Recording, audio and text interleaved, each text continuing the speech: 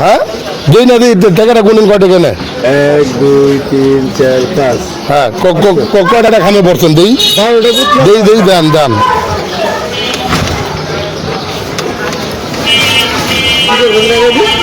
বিসমিল্লাহির রহমানির রহিম। ওখানে যদি আপনি ভোট আমি সূত্রাপুর ৪৪ নং ওয়ার্ড থেকে এই লাইভটা করতেছি। উনি হলেন একজন জামায়াতের নেতা। উনি যে দোকানে বসে বসে 500 করে খামে টাকা ভরতেছিল, 500 করে খামে টাকা ভরতেছিল। এটা আমরা এখন ই করলো। উনি বলতেছে, উনি আমাদের বুঝ দিতেছে যে এটা হলো মানে কিসের বললেন মুরব্বী, যদি কোনো ভোট সন্দেহ হয় তাহলে ওটা ভোট চ্যালেঞ্জ করা যাবে। 100 টাকা সরকারি জমা দিতে হবে। হ্যাঁ জমা দিয়ে তাকে চ্যালেঞ্জ করা যাবে। এটা কি শুধু জামায়াতের জন্য? সবার জন্য, এটা সবার জন্য। সরকারি আইনি আছে। তাহলে 100 টাকা হলে আপনি 500 করে কেন পড়ছেন? এরপর যদি আরো মানে চ্যালেঞ্জ করতে হয় সেজন্য সেই জন্য সেজন্য পড়ছেন।